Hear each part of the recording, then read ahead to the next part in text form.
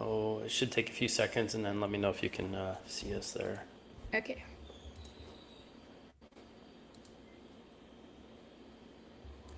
View your channel. You might have to refresh that one. Oh yeah, I see us. Okay. Oh, okay, let me mute it because that is loud. So just got to mute the YouTube feed, and do you see us on there? Yes, I do. Awesome. Okay, so we are good. I'll just drop this link in the group. Make sure. Oh, it's interesting that it's like delayed. The hardest part was logging in and picking your mic. Easy peasy.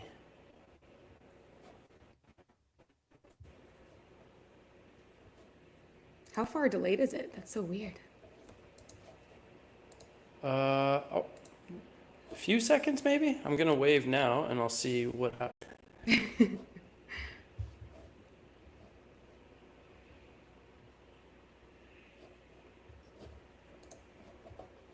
All right, live streaming.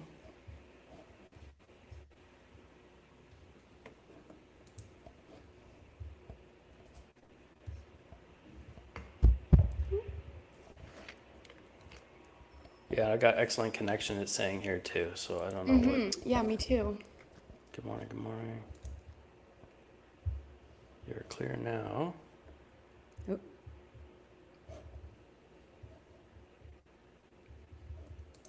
Are we clear? A.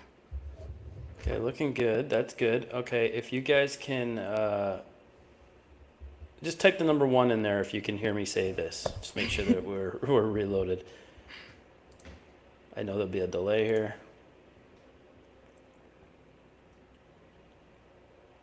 Sound and video clear. There we go. Oh, there we go. Number 1. All right, got them coming through. Perfect. Thank you, everybody. Yes, yes. Sound and video clear. You guys are awesome. Right on. Okay.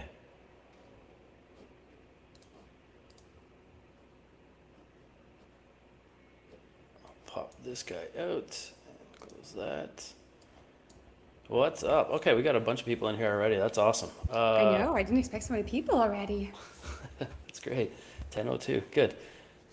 How is everybody? How is everybody? It's a beautiful Tuesday here. I guess I was saying to Christina behind the scenes there before we went live that it's overcast today. But you know what? When it's tropical weather day in and day out, I kind of don't mind a little bit of overcast. It's a nice breeze. It's a little bit of a break.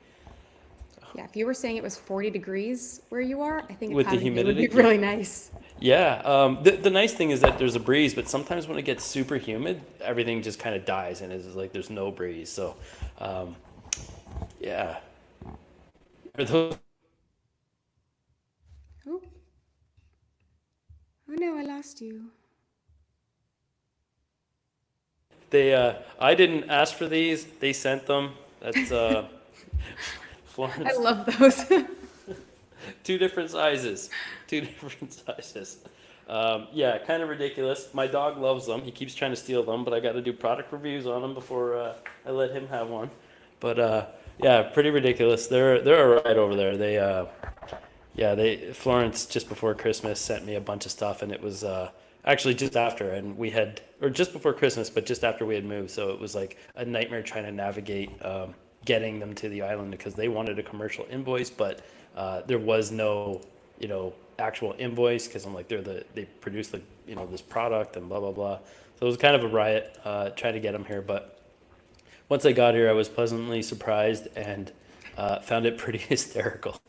I want one of those. I saw some people got them. I was like, I don't know if I want one of my face, but I want one of my cat really badly. Yeah.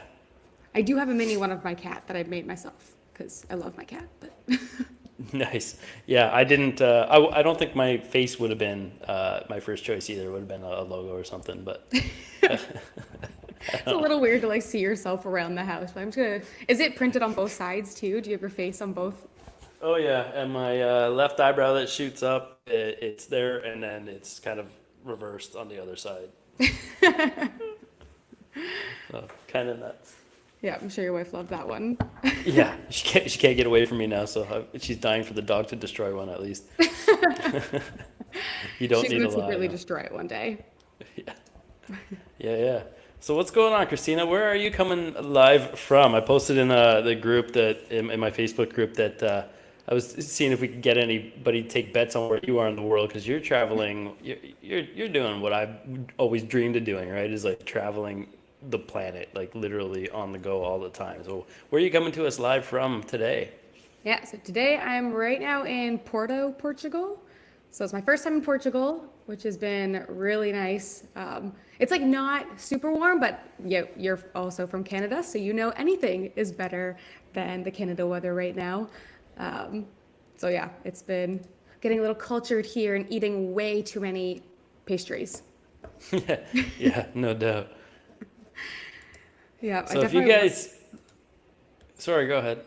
I was to say, I just love to like kind of like work and travel. Like I've realized like this type of like working on my store and doing things like this while traveling lets me like actually travel a long time. I'm not like a traveler where it's like I could take 3 weeks off. I would get way too bored, but like going to the coffee shops in the morning is definitely more like my vibe of traveling. Yeah, doing some work there while sipping on some local cafe. Yeah. Yeah, exactly. Yeah. So if you guys don't know Christina, you should all know Christina for sure. Christina Umerez, I've got her links down below in the description here. Her website is cuonline.ca, and you got her YouTube and TikTok down there.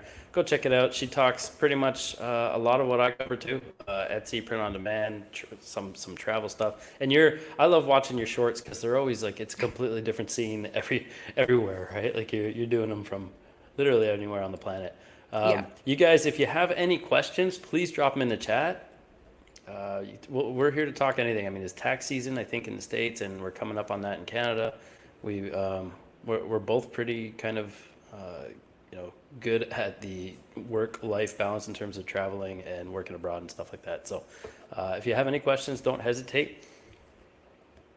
And Yeah, I'm definitely big on work-life balance. Like that's been everything, not overworking. In fact, I don't know if totally going off on a random tangent here, but I was on YouTube this morning just watching everyone's like videos of like, I quit YouTube for a year, I quitting because of this, just because so many people are like very, very hustle culture to the point where they like burn out and just give up everything.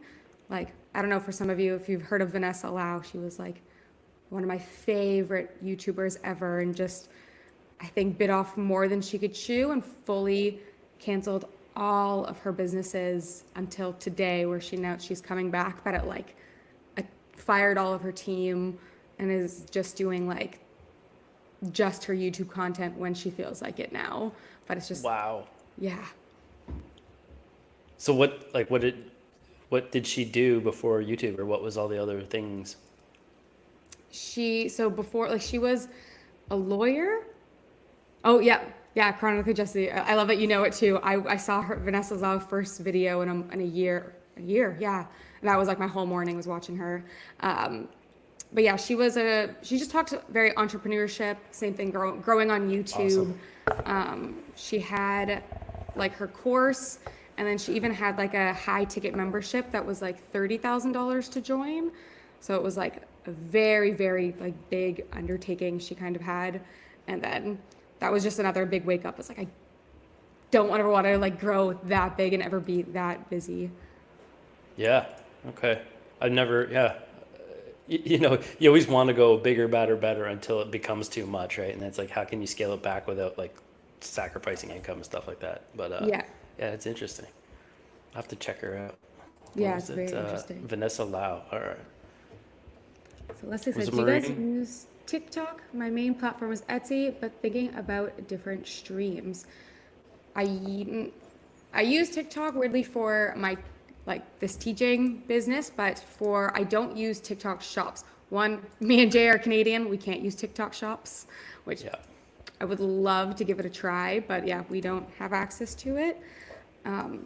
I have heard from people, I don't know if it's been fixed since, but I know since last year that people did have an issue because if Printify didn't ship out your product within, I think, 2 days, TikTok would refund your customer and it would still ship out. So you're still charged by Printify, but now you lost your money from TikTok Shop. So I know that can be an issue. Granted, now Printify does have express shipping, so maybe you can look into that or using their like really quick suppliers. But I would err on the side of caution in terms of the refunds. I don't know if it's been fixed, but I just know a few months ago I was hearing from people talking about that. Yeah, that would suck. Ultimately, like you're losing all the money, but then the customer's getting all the gear anyway. Uh, I haven't tried to set up yet either. I'm going to try and see if I can set up based on an IP address in Belize because that would be awesome. But I also don't want to risk any tax Yeah. Oh, I think Jay cut out for me. I don't know about all of that. as you don't do business in Belize or from Belize. So if I'm working online, for myself, like Canadian-based business selling globally, I cannot ship to Belize from Etsy, and I cannot have a business based in Belize unless I get residency, which takes a year and blah blah blah. So that is something I'm going to have to navigate, talk to, the tax.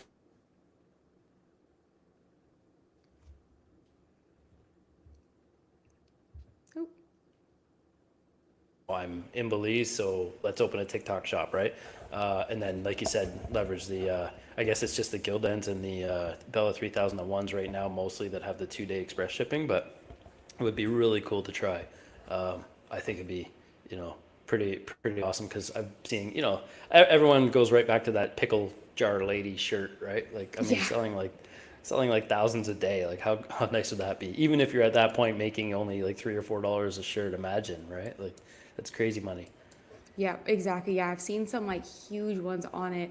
Um, but could you even set it up from Belize? I think you have to do like I don't know if Belize you have like a US address. I'm pretty sure it's like a US account only. Yeah, so yeah, good point. I can't remember how to do it, but one of the guys here, I think the guy you were speaking to about property actually knows someone on the mainland about setting up an international Belize corporation because people are doing that to buy property, but you can also have it with a US home base address. So I don't know how to navigate that yet. I'm putting the cart before the horse here, but yeah, that's how old I am. I just said that. But I definitely want to, if there's a way to do it, I've heard that you can do it from almost outside of the US, like doing different ways like that. So I want to try that. But I also want to, make sure I'm staying within the terms because I'd hate to have tried it and then get booted and then never be able to do it again if I end up, in the States for a few months one time, right? Yeah, that makes sense. 3 days and it's still an issue. I, so, yeah, I'm Thomas not sure. says I think that was when we were talking about TikTok Shop, and I think 3 days. If it 3 doesn't days, ship out in okay. 3 days, then it. I thought it was 2 days, so 3 days is a little bit more grace. That's great. Yeah. I've got microbrand Shopify site as well as a brick and mortar store, but I haven't posted on Etsy. Can I start with just a handful of designs, or should I have lots of listings? You can absolutely start with, a handful of designs. You don't need lots. If your designs are, well thought out and well executed, and are kind of what a customer is looking for. There's shops out there with like less than 10 listings that have thousands of sales, right? The nice thing about lots of listings is that you get better with practice if you're not just rushing to get them up there. I think loading up a bunch of crap designs is going to get you a bunch of crap in terms of sales. But yeah, what's your take on that, Christina? Yeah, well, one thing same thing. I agree. Like, just people ask me, should I wait till I have 100 designs to post? Like, just get it going. Like, otherwise, like, it's gonna take a while. If you could just do a handful a day, a handful the next day, and get all the ones you have up, like exactly what you said. Every single listing, you're gonna get a little bit better.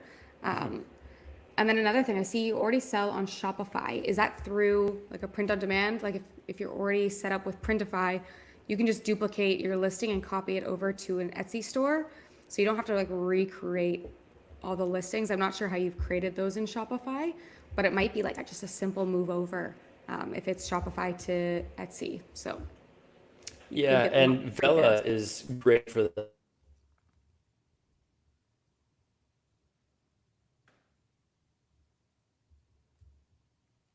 those same profiles in Vela to upload to Shopify. Excuse me. It works, but it took all my Etsy listing titles and put them in the Shopify titles. So now my Shopify title is like, when you're looking on a small screen, the Shopify title is like 3 words, like all 140 characters. And then the listing photo is the same kind of height that way. So it kind of sucks that way. But I know you can definitely pull them down and then add to Etsy or move them over to Etsy with your with Vela. So you might be able to do that right away. But yeah, I mean, start slow. Do your 3 to 5 a day, whatever you can handle, whatever works. And the more you do, you'll get faster at it. So you'll be able, by the end of the week, listing 10 a day kind of thing. But don't kill yourself either. Like don't pressure yourself. Don't set yourself up for failure in terms of like setting these goals that are unattainable.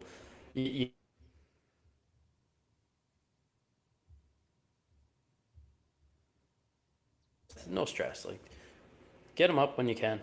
Yeah.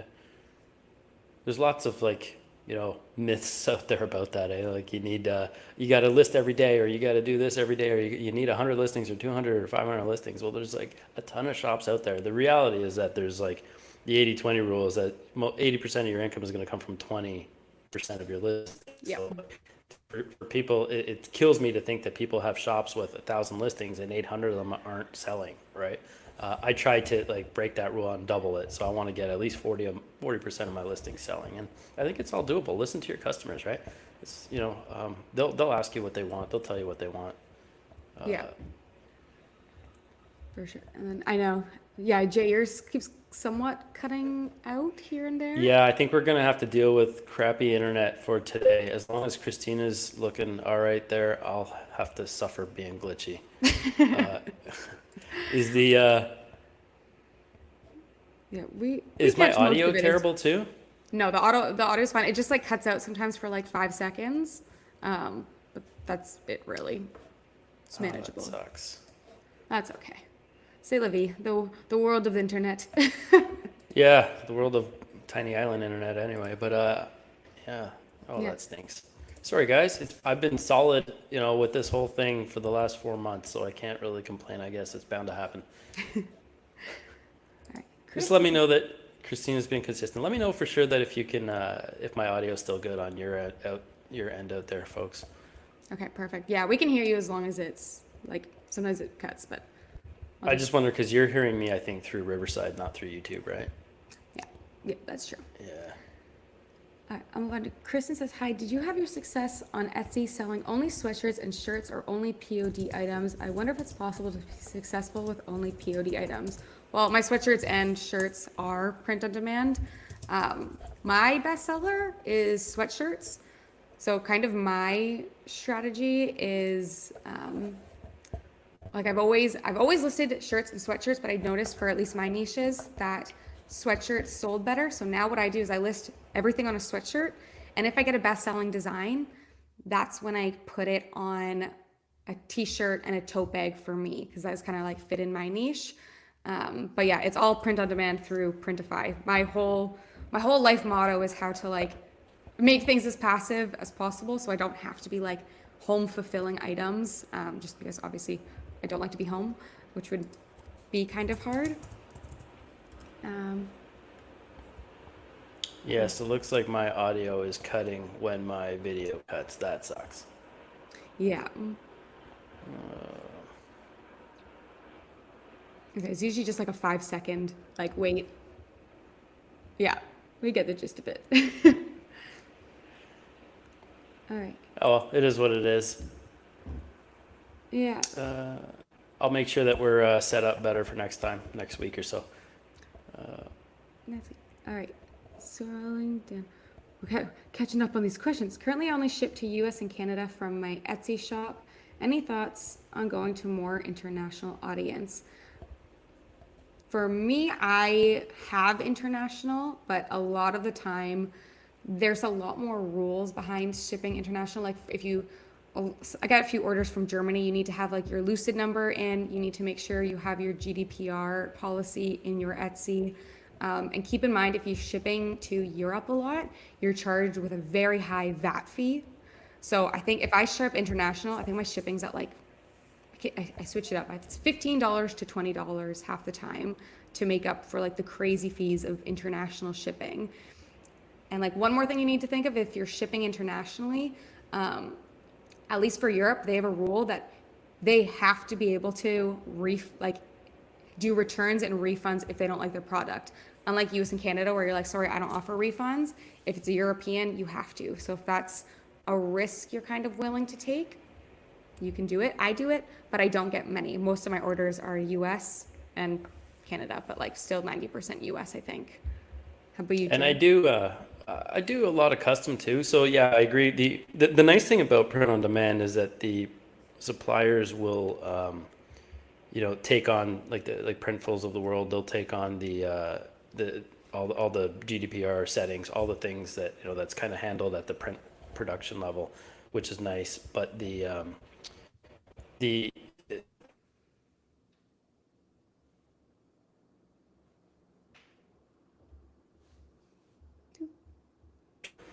so that doesn't fall under the must return or must accept return thing. So that's a nice win that way.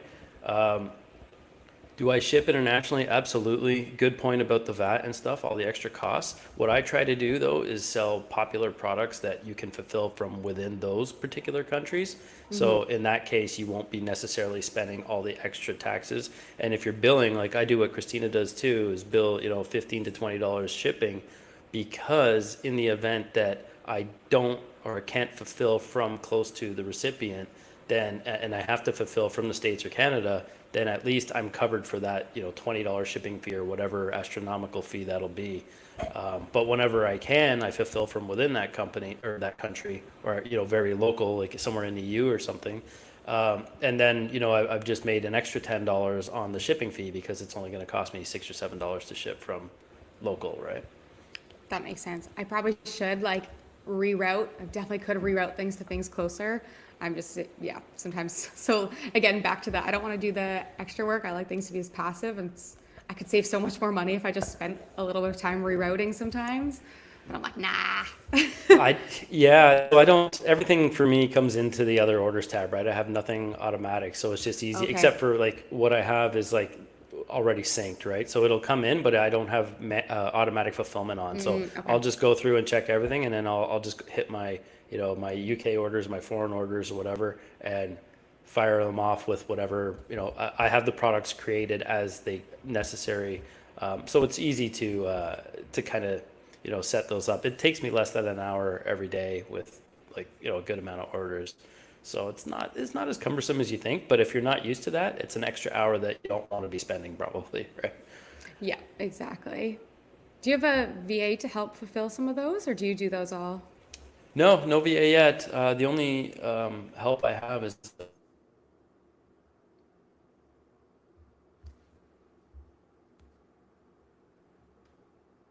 like if there's, you know, when Sorry, we it's, lost you there. oh no. Okay, now you're Um, back. okay. Yeah, no, I do it all manually, no VA. I kind of enjoy a lot of it. I don't mind it. It's not that much work either. Yeah, it's something you could When do while watching TV. Totally, or like even, doing other things at the same time. So like in your case where you're traveling a lot, you don't want to be kind of handcuffed to a desk for a few hours a day maybe.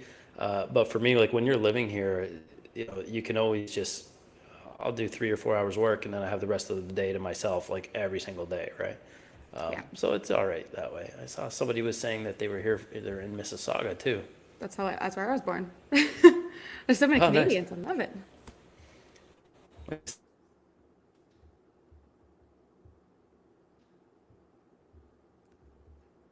Oh, That's your end.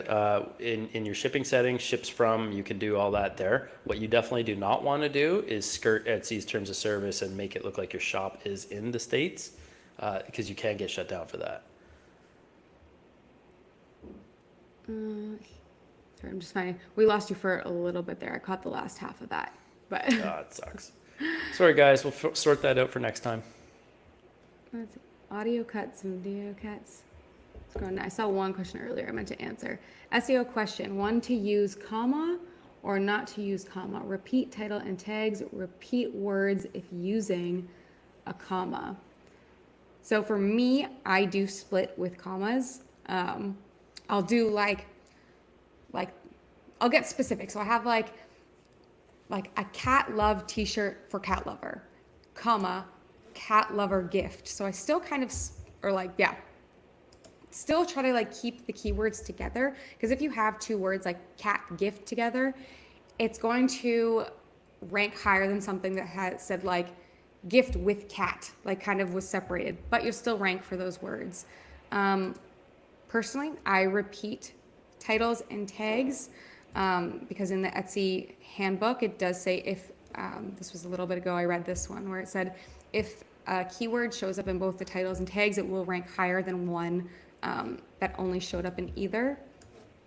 And I do repeat words here and there for that exact same reason, because maybe I had, I want to use a different word with shirt, or so I'll kind of still put it in there. My main thing for SEO is usually I'm just thinking, what will someone likely type in the Etsy search bar?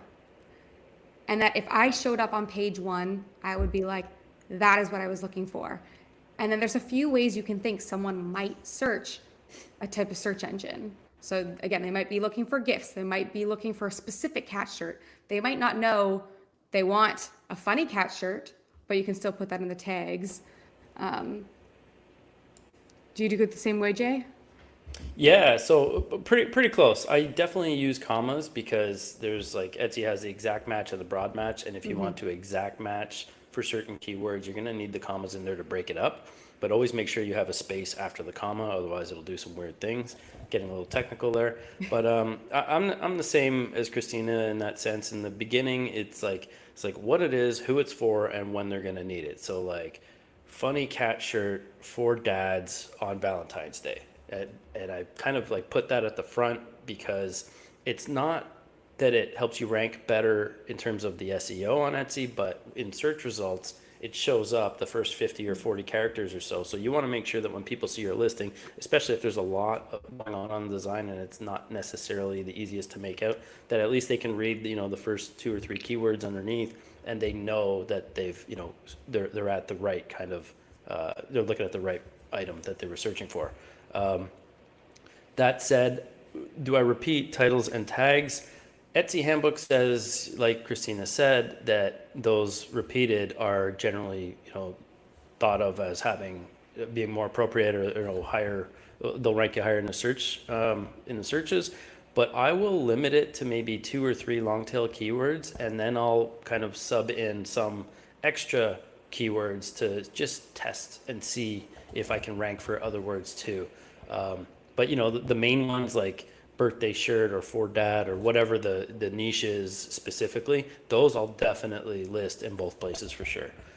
But I won't literally put my entire title into my tags. I'll save some and mix them up a little bit. And don't forget too that when it comes to all these titles and tags, according to Etsy, you don't need to put birthday shirt if you've chosen birthday as the occasion, in your inside the listing attributes. But I don't know if I would risk it because they're always changing things. So if it's a birthday shirt, I'm going to put the word birthday shirt, in the title or the tags in case they change something on the back end. I don't want to have to go in and kind of re-edit everything. So there is that. I hope that makes sense to you. It's a little bit different that we do in terms of repeating a lot of it, but generally we're on the same page. And I think that's a testament to, right, to what's working for both of us. I think I got my chat okay here. So are we down to Diane right now? There we go. I think we got them all. Yeah. Okay, yes, to Diane. Okay, do you list Etsy products in a Facebook shop? I just saw a notification that as of April 24th, only Facebook checkout will be supported. So spinning up a Shopify is only an option for Facebook shop now. I don't know anything about Facebook shop, unfortunately. Do you have any experience with that? I saw this news. I have not looked into it. So only Facebook checkout will be supported. So spinning up a Shopify is an only option for Facebook shop now. Yeah, I'll have to look into this. I haven't learned. I think there was some reason where I was like, oh, I can't do that. I read it in passing. I haven't read enough really to comment too much on that, but I would love to look into that more. Who's Etsy products in a Facebook shop? I don't really have a good like Facebook like following or group or anything yet for my like print on demand. So I'm gonna have to get working on that if we can start selling through Facebook shop. I personally don't know anyone that, I don't think I've ever bought anything on Facebook shop or really seen it much. Like, have you bought I, anything, Jay? I've never used it in terms of a customer, but I have seen it, and I know this was like the same kind of like a TikTok thing. Um, it was not open to Canadian sellers, and I know that That's there were probably why. people using it 3 years ago or so, and they were just like listing the same images that you would have in a like an Amazon listing, using those listing photos, putting them in their Facebook shop, and then just fulfilling the order, drop shipping from Amazon essentially. So like, and it was all, I guess, legal. I don't know. Like you can sell anything on Facebook, right? So people were buying it, and then yeah, people were just like shipping it prime to their location. So it was like some guys I know were making like some serious bank. I don't know if it's still going or if they changed anything that way, but yeah, This that's one reminds way. me of, this is totally another tangent, but this video I saw a while ago where it was so unethical. It was what someone was doing was they were selling other people's Etsy's on their Facebook shop, but charging more. And then once they got an order, they would order from the Etsy shop and ship it. Do not do that. You're gonna get so much like, that is not great. But there was someone like advising people to do this on TikTok. It was like a really big video a while ago. I was like, that is crazy. So they're fulfilling Facebook shop orders with Etsy Yeah, they're like people's drop stuff. shipping someone else's Etsy products. But Wow. Wow. Crazy. it was very, very interesting. I was like, huh, How much are people paying for that stuff, right? I don't know. All right, you're already paying a markup, and so people are marking up the markup. So you'd probably have to charge like quite a bit for something like that to even make money. But and then your customers would get an order and it packaged in someone else's packaging, I guess. Crazy. And Diane says there's a setting in Etsy for verifying your Etsy with Facebook shop. So, oh, maybe, okay. So maybe now it's not about so much drop shipping, but maybe you can push all your listings from Etsy into Facebook, like their pattern site. Yeah. Okay, That's that'd be gotta be. awesome. Yeah, it'd be interesting to see if us Canadians can do it. We always get the snub and have to do it a little bit later than people. Yeah, but yeah, because I haven't even seen that option in my marketplace or anything like that. So if that's a thing, then I'll definitely just turn that on, right? Like, makes Yeah, no sense someone not was to. doing an Etsy seller was not in the US. Awesome. Okay, I need to look into that more. Yeah. Yeah, it was something I've Okay. heard. And then, Is my audio better, guys? Let me know now that it is. video's off. It is? Yeah, Okay, great. yeah, you haven't cut out since you turned it off. Perfect. Sandy says, new POD seller, 200 listings, 110 are sweatshirts. Last night I had a customer asking if I could make a 2X sizing of one sweatshirt. I didn't include the larger sizes in the beginning, I guess because I was intimidated by the pricing math. Should I go back and add more colors, bigger sizes before I make more listings? I would for two reasons. Well, A, because North America is the fattest continent on the planet, so people are just generally bigger, quite literally speaking, and you can charge more for those sizes too, right? If your print provider is gonna charge you $2 or $3 more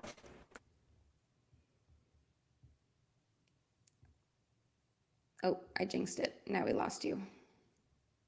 for them, and then I would also just go into your variations and then add that, because you can then duplicate that listing in Etsy and then just swap out some of the tags. If you're in the same niche, it's going to be really simple. And then new listing photos, because no one's using the listing photos from the print provider anyway. So that's one of the reasons why I don't push anything from a provider to Etsy. Just, learn how to make, I think it's absolutely crucial. I'm not saying, one way or the other, but the way I do it is like, I believe it's absolutely crucial to learn how to create a listing in the platform you're selling, regardless of, Etsy or elsewhere. Because if things go wrong, you need to know. But yeah, in this case, like you can push your first listing with all your sizes, if that's what you do from Printful, for example, and then in Etsy, you can just duplicate that listing, and then it will show up in your other orders tab instead of your main orders page, and then you can just select the product from there. It's pretty easy to do. Save a lot of time, save a lot of time. But if you already have a bunch of products, then yeah, I would just add. You can probably add the 2X sizing or 3X sizing pretty quickly. I would absolutely do that. Yeah, you could do it from the Printify side. Sorry, you cut out, so you might have said this. Okay. But if you go into Printify and you just add in the other two sizes again, at the bottom, just make sure before you republish, you turn off all the checkboxes and only keep update. I think it's colors, sizes, and prices. So make sure your prices are set in Printify, but once you do that, it won't erase your titles or your mock-ups or anything. It will just update, and now you'll have those in there.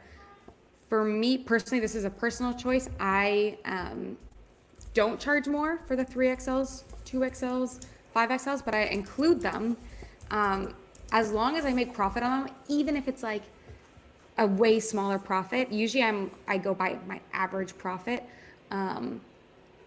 Still getting a sale for 4XL and making $3 is better than they're not going to buy a smaller size just because they want your shirt. They can't fit in it. So it's a sale better than zero sales.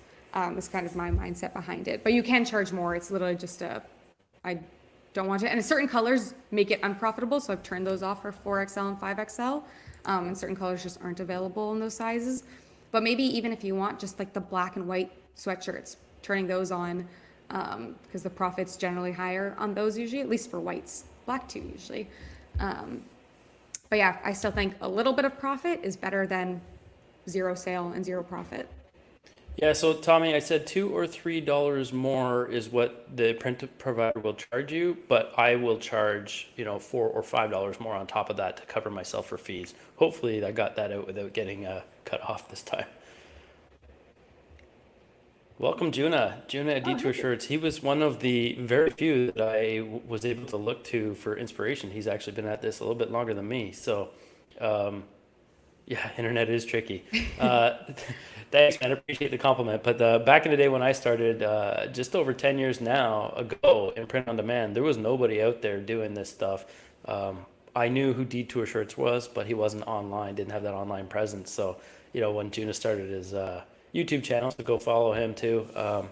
He was one of the few I was able to look at because I'm kind of coming up after him doing the same thing as a graphic designer and that sort of thing. So, oh, good. Tommy heard me. Great. Where were we here? Do either of you, oh wait, I don't want to miss that. Tommy, this title tag advice is great. This is going to be posted on Jace Pay's YouTube. Yeah, absolutely, Tommy. This will be there live. And I'm actually recording this in another platform, so I'll be able to upload it without glitchiness or interruption. I mean, the video might be a little glitchy, but the audio will all be there. Brand new and a bunch. I think Tina is the next. I am brand new to POD, and I made a bunch of designs for Kiss Cut stickers before I realized shipping is more than the product. $4 for a sticker, $4.99 for shipping. Would you ditch the stickers? No, absolutely not. Charge $10 for the stickers and $5 for shipping. You're the only one who sees the prices and the shipping costs. The customer doesn't. So, price it however you think you can package it. If you wanted to sell, Kiss Cut stickers, people pay. Those are like basically, super custom, right? So like you could do $10 a sticker depending on the size and still, or work in part of the shipping into your product. So you can charge, $3 for shipping, boost your sticker price by $2 or $3, right? The nice thing about having the shipping charge being a little more is when you do run sales, the sale price, the list price gets impacted, so you'll have 20% off that, but you can recoup some of those like discounts that you're offering by charging shipping, right? So when you run a sale, your shipping price doesn't get discounted that way. So. And for stickers, which is nice, usually people buy in bulk. Like if you can find a way to like have matching ones, sell more than one sticker at a time, that also helps because like shipping another one is like, I think a few cents. Like, so it wasn't too much. I can't remember exactly how much, but it was under $1 to add on another one. So if you can sell a few of them at once, that kind of helps offset that. But I have seen a store killing it, and they were charging $10 a sticker, and they were just selling stickers, and they were still selling. So it had to be working for them. Oh yeah, all day. Do either of you use Pinterest. Any idea how to optimize this? Just started using the Chrome extension and went from 0 to 60K monthly views and seeing favorites and purchases. Awesome. I am terrible at Pinterest. I need to keep going. I haven't uploaded anything there or posted anything in probably over a year now. Are you all over Pinterest or what? I am non-religiously. It has gotten me a lot of, same thing. I get a lot of like monthly views. What I have noticed from Pinterest a lot of the time is like it does take a while to build up, so you're posting a lot. Mine is kind of a mess right now. I also need to optimize it more. I've checked on the clicks. I might get like 10 clicks. Not even, I don't think. I need to recheck my stats. I don't check on it much, but like just a few clicks a day coming from Pinterest. I wish I could track if I was actually getting sales from Pinterest itself. I don't think we get to see those types of analytics. I would love to see that, but same. My whole view is, even if you're lazy, the Chrome extension is just a button click. So I'm a lazy Pinterester. I don't want to go onto Tailwind and schedule them all. And I get told all the time, like the Chrome extension doesn't optimize because it doesn't have the optimal Pinterest sizing, and you'll do better with the bigger sizes. But those are a lot more work. And again, back to me just being a lazy entrepreneur. If I can just hit the Chrome button, I'm going to hit the Chrome button and I'll get that posted. So same strategy as me. I'll just post, maybe as soon as I create a listing, I'll pin it. And that's the majority of my strategy, really. I have read like your boards are very important. So I kind of name my boards similar to how I have my like Etsy sections. So I'll have like Halloween sweatshirts for 2024, or like, however you kind of section your things, it still should be broken up into different boards on Pinterest as well. One of my boards does way better than some of the other ones. That is probably because it's my biggest niche and has the most in there.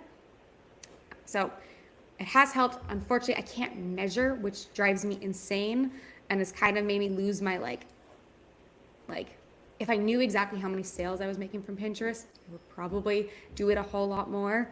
Not being able to get that data, I'm like, do I need it that much? But if it's a click of a button, I'm going to do it. Yeah, I think that's smart, right? Like you'd have to totally test that and see where the orders are actually coming from. But yeah, that's exactly how I used to do it too. Is like, I had the Chrome extension a year or two ago, and I would consistently, upload there. But I actually got one of my niche accounts for one of my niche shops on Pinterest, the second account, terminated. And I was posting review pictures. So review pictures and their reviews, and it complied with what I was sharing. Etsy, I got permission from the customer, I had no issues. Pinterest decided that they didn't like what I was doing, so I don't know, I'll have to reread, but I went in and read all the TOS, and Pinterest support was of no help. Kind of like that same blanket statement you get when you hear from Etsy or other places, like no, we will not reinstate the account. So I kind of like fell off that way, but kind of disappointing, right? Because I was starting to get traction. Once you post like happy customers and reviews, that's the driver, right? Mm-hmm. Social proof right there. So it's unfortunate, but good to know Pinterest doesn't like that. I would have never thought about that, like getting something taken down for that. The amount of stuff you can post literally anything. So I don't know why, right? Like, yeah. But I had no issues for 2 years before I started doing, it was like 3 months of review pictures. And then one day it was just like, nope, they don't like you. Yep. Sorry, I just read at the bottom. I'm getting ads in Portuguese now. Sorry. That's really funny. Sorry, I lost where we are with questions. So you find the next one. Carla Murphy's okay. Then in between my two bright yellow J's. Oh no, it won't be yellow for you. Well, maybe, but you are. Okay, yeah. And then there's a setting in Etsy for verifying. Yeah, okay, we read that.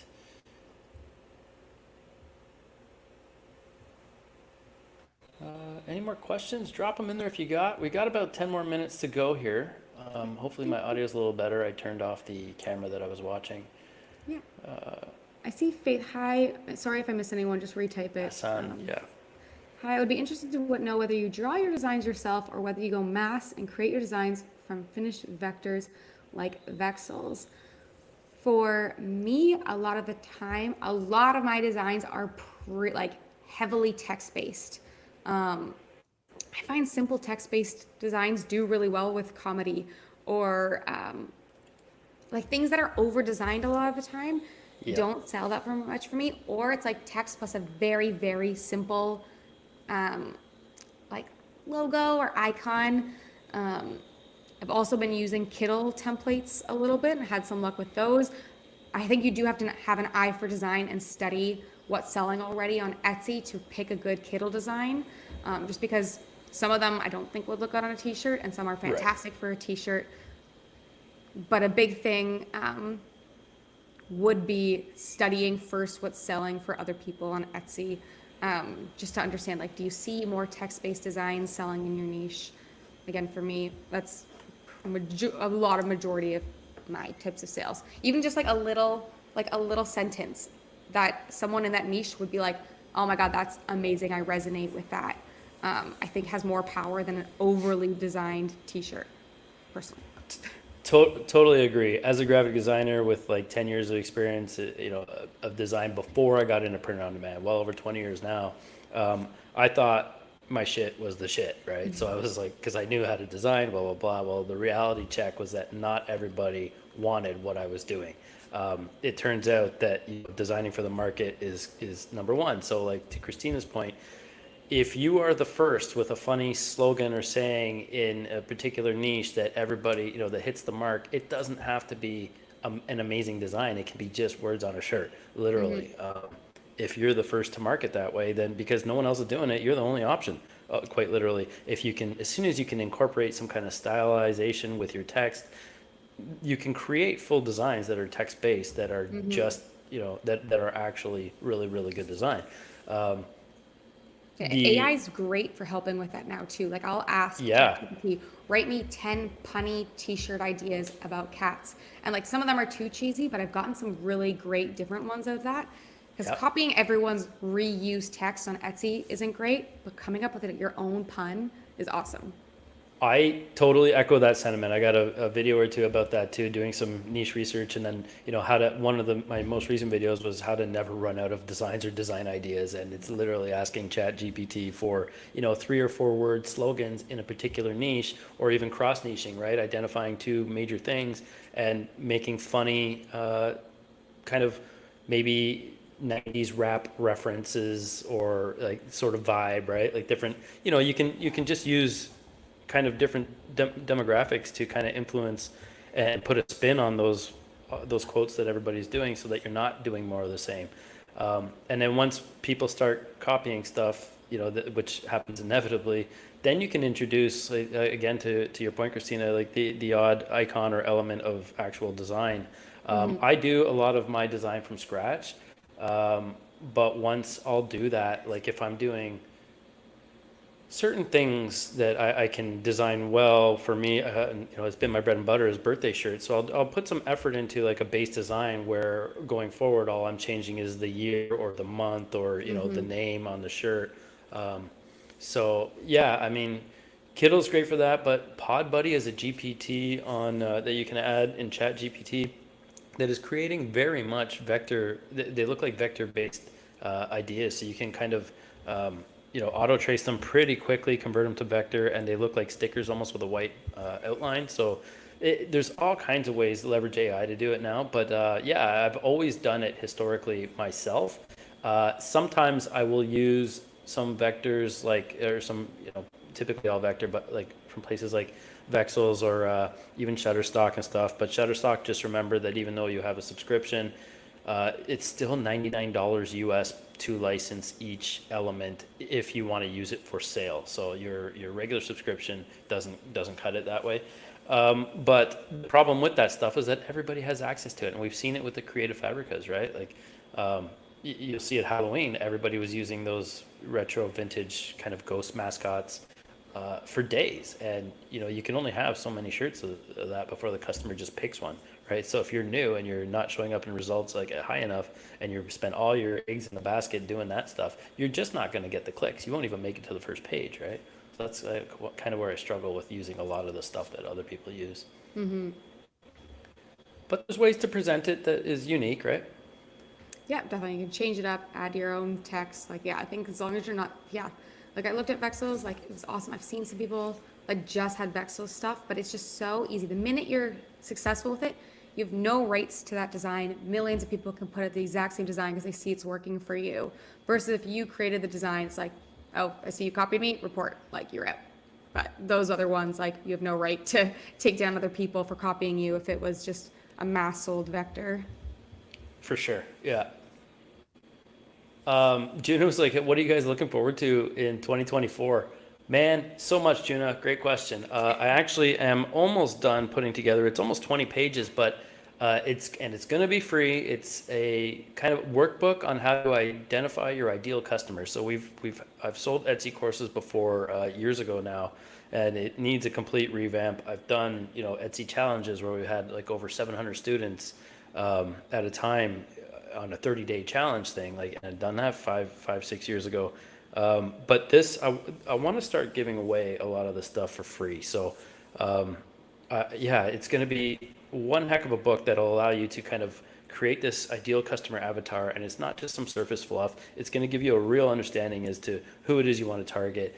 It'll help you, in every way. You're going to be able to identify gaps in niches for specific niches a lot faster. You're going to be able to think of designs and new ideas, and to what we were talking about with ChatGPT, how to leverage even AI a little bit better and a little bit faster. So I'm excited to kind of give that stuff, and I'm doing an Etsy course too that is also going to be free. I don't want people to have to necessarily pay for that stuff. I am in the works on a coaching element. I've been asked. I think I just was keeping a tally this morning. I was like 29 times I've been asked in the last 38 days now for one-on-one coaching. I don't want to do one-on-one coaching. I think the value would be there to continue to provide in a group setting. And I've always learned better that way myself. So I think I just feel more comfortable that way. Like when people around you in the community will ask questions that you don't think of, but they're absolutely relevant to you. So being able to answer those and help people that didn't even know that might have been an issue. So working on that, but all kinds of stuff. Like 2024 is going to be a big one, and I wish it came with 15 months because we're 2 months in now, and I feel like I'm already crunch time. What about you, Christina? What do you got going on for 24? Yeah, so 2024 is a very, very busy year. Personal life, very busy. Random, getting married, doing all the, have to go to a few countries to go visit family that couldn't afford to come here. So we're kind of doing a little going to Vietnam, celebrating with family there, here, other countries. So it'll kind of be busy in that. But work-wise, one thing some people might be following, obviously I love sharing. I share so much Etsy stuff. I've got, I have my course and membership, but one thing I really actually focusing on is even just growing my print on demand business is actually one thing I really want to focus on. So I just did the first video, and the next video is coming out next week on showing you guys how building my Shopify store with me. I have one that I started for my actual brand just before Christmas, and it started selling, and I've gotten lots of tips and paid for Shopify audits with people. But now I'm building a new one from scratch that I am starting that series right now, which is all going to be shared on my YouTube if you're interested in learning Shopify and seeing my designs and all the live results, because I do want to get this one up and have some people even have my sister help run it, because she wants to be a traveler. So we're kind of working on one that she wants to take over in the future. So I'm excited for that. I'm excited to go back to really learning. Shopify's just been a huge beast. I tried it before when I thought I wanted to do drop shipping a long time ago, but I've learned a lot through Etsy, and now I just kind of want to move it over as well. So I'm kind of just excited to really learn this year and share that as well, and still keeping up with the Etsy. I've tried to automate Etsy as much as possible. I have my VA who helps me run all of that now. If you want to learn how I hire a VA, I do have a 2-part series on everything I did to get my first Etsy VA. just because I wanted to free up some time to be able to do stuff like this. So, yeah. That's awesome. That's awesome. Yeah.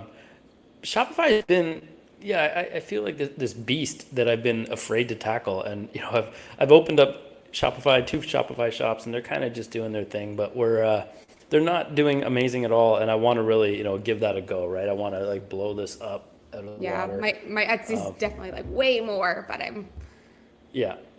it's definitely a different beast. Like it's different strategy, different products you want up there. It's like a complete almost mindset shift from the strategies between Etsy and that. Like I'm trying to learn how to like run TikTok ads, like for these things. I've learned I already kind of knew Facebook ads, but learning those, optimizing those right now because my first few ones weren't that great, but now I've finally created a campaign that's generally profitable. But Awesome. That's good.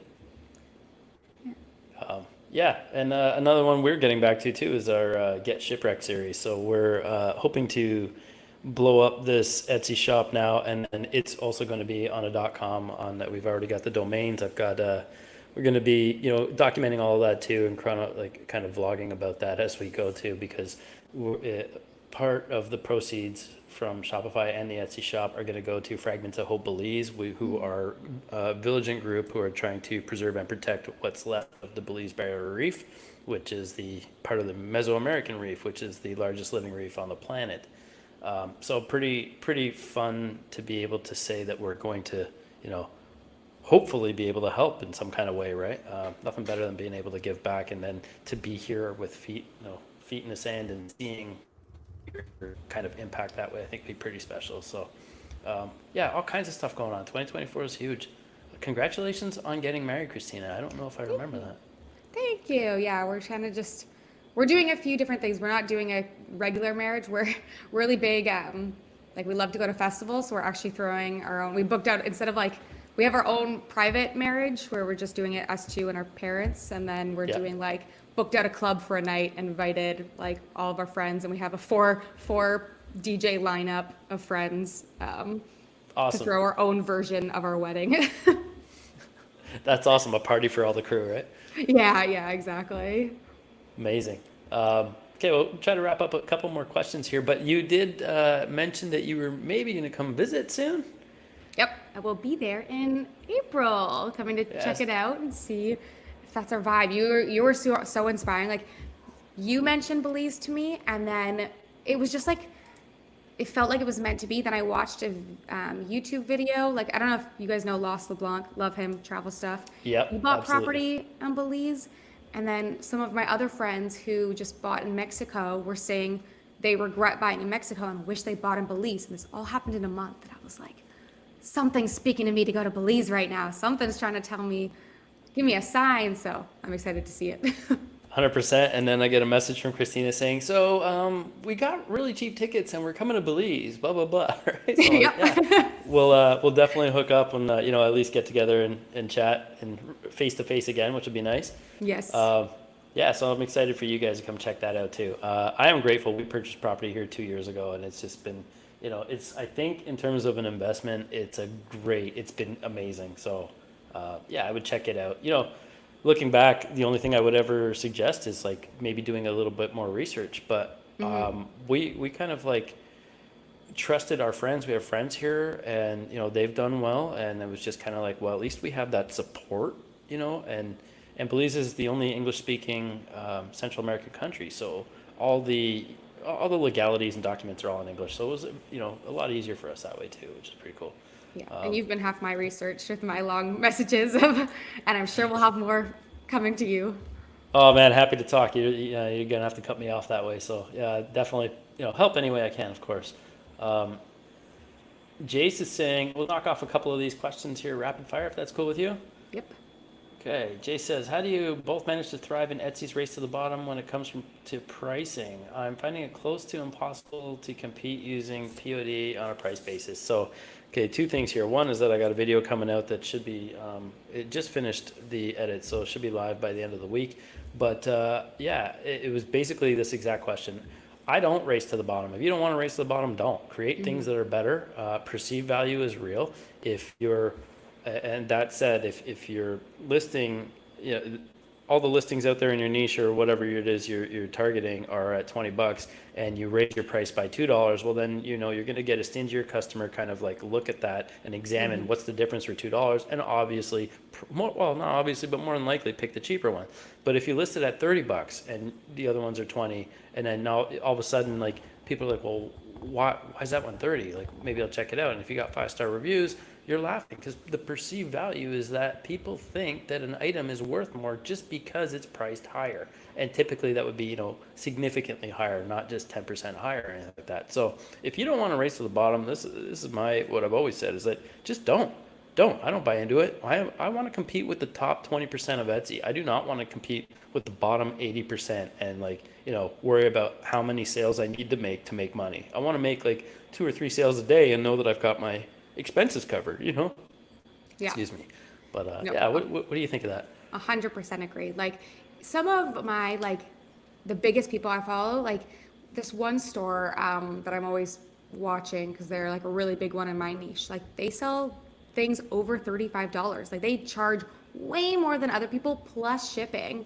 But they're selling like 200 to 300 a day. Like, during Christmas, they were selling like 1,000 a day.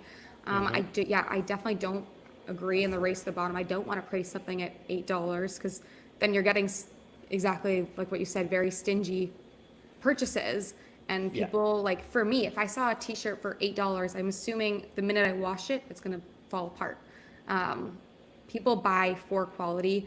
And a lot of those people aren't even charging that low. If you really go through their listing, they have like a baby onesie, which like you would never buy that design on to make it look really cheap. Or they list something and it's out of stocks to make it look that cheap. And then by the time you add it all to cart, it's like still $30, the same price you were going to price it at anyway, which I think can leave people with also a sour taste in their mouth. And if someone went to go buy for $8 and wanted a cheap shirt and then suddenly you're being charged $30, it wouldn't be the happiest with that. So same thing, I charge generally higher than I'd say most people on Etsy. And yeah, and another point to that is that stingier customer is going to be, it's a cheaper customer. It's a shittier, pardon my language, it's a crappier quality customer. They're going to be the first ones to complain and then argue and nickel and dime you for, you know, some money back because they're not happy with their cheapo purchase. Like, you want a customer who is not going to bat an eye. The cheaper customer, and I've had a few of them, can I please get this for whatever, I've had it in my cart for a week and the sale is no longer there, but it was at one point 15 or 20% off. Can I please get the sale price? I don't want to deal with those customers. I want to deal with customers who are like, shoot, it was on sale. Oh, well, still awesome. Still going to buy it. You know what I mean? The people who buy more frivolously, I guess that way, you know, the more disposable incomes. Those are the people you want to target, I think, right? Like, you don't want to limit yourself to fighting to the bottom and then running all these, you know, having to run sales to make, you know, when you price something at $32 for a t-shirt like I do, and you could have a 20% off sale and you're still making $12 profit with your 20% off sale, that's where I want to be all day. Yeah. I kind of lost where I was there. Well,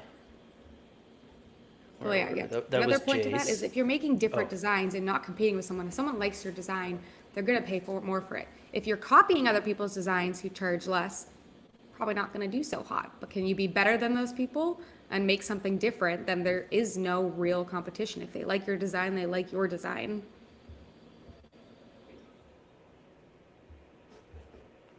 Uh-oh, did I lose you? Oh, do you hear me? Oh, yep, good. Okay.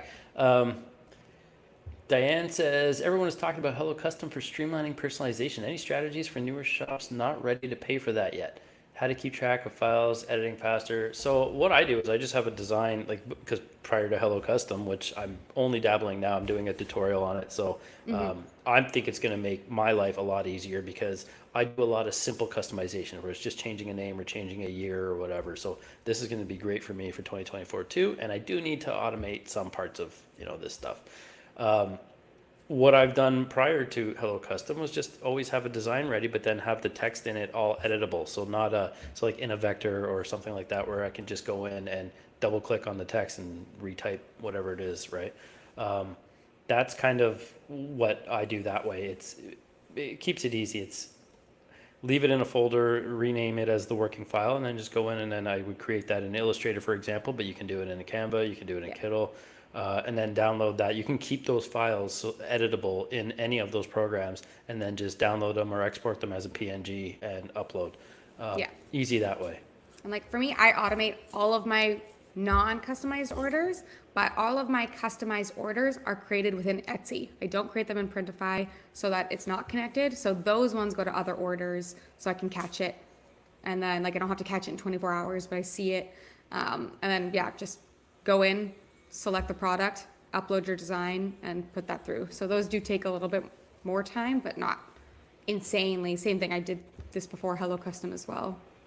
Yeah, and you can, I mean, that's the difference, right? You can charge $10 more for that because people will feel that it's worth the prestige and exclusivity of having that custom item. Yeah.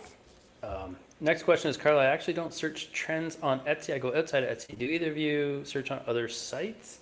I actually use, she says, I use Pinterest, Google Trends, Patagonia, Target, etc. Look there for upcoming colors. That's smart. I follow Pantone trends too in terms of color schemes. Etsy has what their trends of the year are going to be, what their color choices are. But I also use business.pinterest.com. They've got all kinds of inspiration there too. Not just Pinterest proper as you would normally use it, but I think it's business.pinterest.com. I'll have to, look that up and put it in the chat. But they just have it's a bunch of boards. You guys can check it out as soon as we get off the call here, but it's tons of inspiration. Then you go down these rabbit holes, and of course part of the boards with Pinterest are going to lead you to, like in one of the videos I did, it led me to Billabong, it led me to the Patagonias of the world, and then the Targets, right? So it takes you from this kind of like what Pinterest thinks is going to be trending, and they've been successfully predicting trends for like years now. So that's one where I would go that way. And then, you kind of fall into what businesses are already riding those trends, those waves. It's great for color palette ideas, or what's trending for certain design aesthetics. Like I'm seeing a lot of florals right now. So yeah, that's a big one. Yeah, I use Google Trends. And so another thing I just discovered this weekend, guys. So Google Bard, it's now Google Gemini, is like ChatGPT, but it's connected to Google because it's a Google thing. And you can ask it like, what are the top trends for sweatshirts right now? And it's using Google Trends and all its Google information. It'll spit back some things. You sometimes have to play with the prompt for it to give you the right thing, but it's like in real life. Like you can ask it, what types of sweatshirts are being searched for in February 2024? And it like spit back, it's like, these types of shirts, florals are popular, like Awesome. eco-friendly ones. And then you can even like be like, okay, give me keyword ideas for these. So I've been playing with that this week. Awesome. I'll have to check that out a little more. People keep mentioning it to me in passing, and I'm like, I gotta hit this, I just heard of it too. Yeah, I'm seeing more and more YouTube shorts on it. So back of shirt designs, do you think it's important to have pocket to increase costs? And do you think showing front and back in a main pic is important, or just main back of shirt? If you do back designs, I personally am a fan. Like I'm wearing a shirt now that, you can see at the start of the video, I guess, but it does have a pocket design, and the design is big on the back. That's kind of what I'm a fan of. I just don't sell a lot of them because I don't like how I have to display the product. I haven't, you ultimately got to display the back of the shirt would be paramount, of course.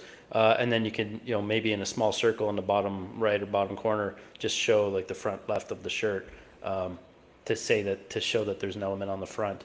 But I think if you're going to do that, I would showcase definitely the main back of a shirt, but also drop in a little like picture in picture of the front. I think would be the best that way. I have that same thing, a little circle in the corner, just of the corner pocket design. Because for me personally, it'd be weird to have a blank front shirt in the back. And I do charge a few extras for the double-sided print. Yeah, of course. Yeah, when you see, it's I don't want to say funny, but they're honest questions, right? But like when you guys are asking, but it increased cost, it doesn't increase your cost if you charge for it, right? Charge whatever the cost is, work it into your product, and the customer pays. The costs are mute. Like the cost of doing business for me are moot. Sorry, not mute. Because the customer's paying for all those upgrades, right? I'm not out of pocket for any of it. If it's a $5 fee, I charge $6.50, extra. Yeah, so don't ever be afraid of the cost of doing business. Where are we here? We'll answer 2 or 3 more, I think, and then we'll pull the plug on this one for today. Back of shirt Canva designs. elements. Yes. Go ahead if you see it there. Yeah, so for Canva elements, it depends what the rules are. So Canva, you have to add something to it. So you can't just pick a Canva element and print that on a shirt. You have to add another element to it to make it a full design. It has to be exactly what it's called, an element of a design. Like I know some people who just grabbed an element and they added a dot in the corner. Like I added something to it. Like that's not allowed. No. And like someone who just used magic erase to erase a shoe that was in the corner of it and tried to sell it as a digital download. But if you have like a text design and then within the center is a Canva element, so there is, that kind of like what you have to think about, is this enough to add to it? And are you trying to work the system, or are you actually using this as an element of a design? So, and I've seen so many shirts that I've seen the element on Canva. People have just grabbed the element, tried to sell it on a shirt, and then it gets taken down. Yeah, or you're one of 1,000 and it's never going to sell anyway because they have the reviews and the traction already, right? Yeah. Yeah, good advice there for sure. Different elements. Kristen says 3 more questions here too. How many sales do you get a day now? So February's been slower than January for me. I don't target Valentine's Day or anything like that. I'm probably doing, what did I do yesterday? 18 and 1, 5 and 3. So 21 and 5, 26 yesterday. And then my Amazon merch account was another 26 or 27. So altogether maybe about 50 a day, but the profit margins on Etsy are more than double what my royalties are on merch. But I want to get back to like the Q4 sales. I want to blow up everything this year. I want to get, I want to be making a lot more this year. Yeah. Where are you for sales? Are you seeing a dip too in February compared to January, or how are you going? Are you crushing it still? You're always on fire. Still get like, so for me, October, November, December are great. Usually like over 100 sales a day, 100 to 200, depending on the day and how close it is to Christmas. Nice. Right now I've gone down to about 25 to 40 on average. For me, I generally still keep up somewhat February just because a lot of my products are, again, sweatshirts. So I do start to see the dip. I actually start to go down as we get into the summer months. So now my kind of focus is going to be going back to adding all my best sellers onto those t-shirts now that it's the warmer months. But yeah, I love winter. Winter, besides the actual cold part of it, I love winter sales. I love winter online. Yeah, and then I'm making about like 2 to 3 Shopify sales on a good day. I don't think I had any yesterday though. So that one is my work in progress. My goal is to get that one up to 10 sales a day soon. I have a new product launch coming on that one soon. And then getting up that other Shopify one that we'll be doing on Awesome. Shopify or on YouTube. That's great. Yeah. I'm excited to follow along with your Shopify thing there. Going to have questions for you for sure. Yes. Christina, where can I find your membership? So in the, you can go to her, correct me if I'm wrong, but cuonline.ca, she got a few links there, right? And it's So right now, my membership is closed off to only my course people, just because right now, like all of our calls are very like further into scaling and like general questions. But I am working on, hopefully this year, trying to find a way to open this and have one that people can join without the course if they prefer that. I just haven't set that up yet, but that is coming soon. I'm just working on how that's going to come. But right now it is only for people who are in my course because we chat every day. Smart. Yeah. I think that's, again, community is where most people I find do the best learning too, right? Yeah. Have either of you used Vela or something similar, particularly for making more granular pricing changes across listings? You can make those changes in Etsy or your print provider too, the price changes, like granularly speaking.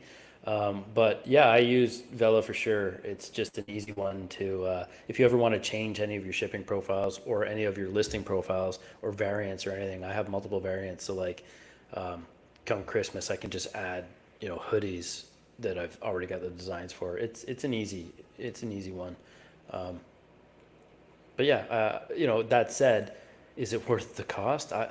Try for the free trials and use it for what you need to, because I find that I probably don't use it more than 3 times a year, to be honest. Yeah, that's But kind of what it's I for did. like, Horrible to say, but I kind of use the free trial because for me, I've only ever really used it as like, oh, I want to add in this information card, or add in this photo or remove this photo in bulk. Because I find most things, other things I can bulk do right within Etsy for like pricing and stuff for my stuff. So yeah, I kind of just used it for the free trial and then rebuy it when I need it instead of paying month to month, because I definitely don't use it enough to pay month to month. yeah, not to justify that. Um, where are we at here? So I think that's pretty close to all of it. Yes. So do you do a mix of both Printify generated listings and Etsy generated? So yeah, I've Printify, like my ones pushed through Printify are all my non-customized. And then for just custom listings, so it's not automatically pushed to Printify, because I have my Printify set to 24 hours. So right after 24 hours after they make a sale, it's pushed into production automatically. So if I don't have the time to catch that, that's going to suck. So I don't have my custom orders connected, so I can just find them in my other orders. So yeah, I do have a mix of connected and not connected. Nice, nice. Let me go. All right. Last one. Do you do A/B testing on any of your listings? I do for photos. So for me, like, I don't know at this time, like, okay, I really like this mock-up of this girl wearing it, but I also find that this mock-up looks really nice and it's a folded mock-up. They're very different colors. A lot of time I'll duplicate it and one will majorly kick off while one does not really see traction. I feel some people go crazy and duplicate their listings like 10 times. Don't do that. I pick between No. usually, I have like a really best-selling mock-up and I'm like, and then I'm stuck between another one. I'm like, oh, but this one could also be really, really nice, or it looks really good with this design. I'll test between those two and see which ones. And that also helps me just know, like, I have one mock-up that I found that just always gets me a really good result. So I always use that one and then duplicate and test another one that I really like. Awesome. I'm kind of the same boat. So, but the nice thing with the A/B testing too is don't forget you can leverage, the extra SEO opportunities there too, right? Not just the listing. So I'll test sometimes on a bestseller and see if I can like, something that's getting some traction or that I think should be getting more traction but isn't. I'll maybe do something a little bit different. But in terms of like just throwing, like you said, duplicating everything in your shop, I think that's a terrible idea, especially if you do 5 or 6 different versions, because you're going to just give the customer way too much crap to sift through. And you want them to like see and identify something and not 10 variations of the same design on different mock-ups, but it's ultimately the same listing, right? Just because you can do things sometimes doesn't mean you should. Next week, Carla Murphy, last question of the day. Who am I having on next week? Oh, I'm checking the schedule here. I believe next week is Mandy. It's either Mandy or, yeah, you guys know Mandy Dowozensky, or Basil Zarinsky too, who has absolutely crushed it with print on demand, using what she described as her own kind of aesthetic on a niche, and she started doing what she wanted to do and ended up making sales. So it's a pretty cool story. Yeah, but I'm excited to share. She's done really well, and always lots of good info. And then we will have Stephen Chin again coming soon. And I'm looking at Brendan Dopp. He's currently traveling as well. Where is he now? He just said he's in Southeast Asia, I think. Awesome. Traveling out there. So yeah, looking forward to getting a few people that you guys know and love on the show. So I'll confirm with everybody for who's lined up next week and the week after, and definitely drop that in my Facebook group. So Jay's Way Print on Demand, go check it out. Thank you so much, Christina, for doing this and for taking the time from your amazing worldwide adventures in Portugal. Thank you, you too, and we'll meet somewhere around the world soon. Yeah, well, we're going to see you in Belize, so it's halfway around the world for you. So again, awesome. Looking forward to seeing you in Belize. Take care, Christina. Awesome. Thank you, guys. Thank you for all the questions. Got to figure out how to end the stream. All right. Just stare at it awkwardly. Yeah. Okay, stream is ended.